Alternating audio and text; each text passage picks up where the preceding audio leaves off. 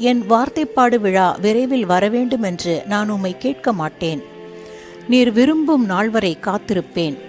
ஆனால் நம் இருவரின் ஒன்றிப்பு என் தவறினால் ஒத்திவைக்கப்பட நேர்ந்தால் அதை மட்டும் என்னால் தாங்க இயலாது.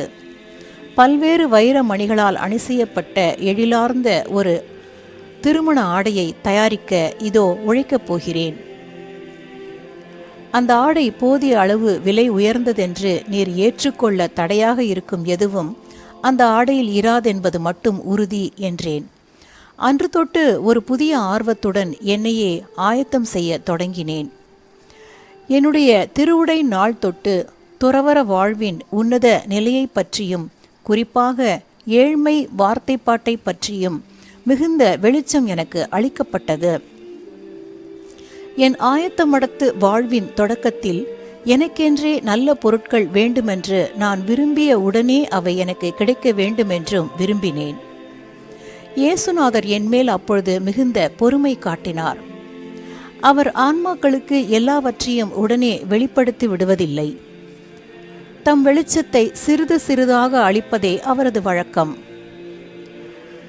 என் ஞான வாழ்வின் தொடக்கத்தில், அதாவது 13-14 வயதிற்கிடையே, இனிமேல் இதைவிட மேலாக என்ன அறிவை பெறப்போகிறோம் என்று நான் எண்ணியதுண்டு. அப்பொழுது இருந்ததை விட மிகுதியாக அதை பற்றி கற்பதற்கில்லை என்றும் கருதினேன். ஒருவன் எவ்வளவுக்கு எவ்வளவு முன்னேறுகின்றானோ அவ்வளவுக்கு அவ்வளவு லட்சியத்தினின்று தான் தொலைவில் இருப்பதை உணர்கின்றான் என்பதை நான் கண்டுபிடிக்க நீண்ட நாள் காத்திருக்க நேரமில்லை. என் குற்றங்குறைகளைக் கண்டு நான் தற்போது மனம் கலங்கவில்லை. அவற்றின் நினைவே எனக்கு மகிழ்வை தருகின்றது. ஆண்டவர் எனக்கு கற்றுத்தந்த பாடங்களை பற்றி மீண்டும் பேச வேண்டும். ஒரு நாள் மாலை கடைசி தியானத்திற்கு பிறகு விளக்குகள் வைக்கப்படும் நிலை பலகைகளில் நம் விளக்கை தேடினேன். அது அங்கு காணப்படவில்லை. ஒரு சகோதரி அதை தன் விளக்கென்று எண்ணி எடுத்திருக்க வேண்டுமென்று சரியாக முடிவு செய்தேன். பெரிய மௌன நேரத்தில் அதை திருப்பி கேட்கவும் வழியில்லை. எனவே நிரம்ப வேலை செய்யலாம் என்ற நம்பிக்கையை கைவிட்டு இருளில் அந்த நேரத்தை கழிக்க வேண்டுமா என்று நான் சிந்திக்கவில்லை.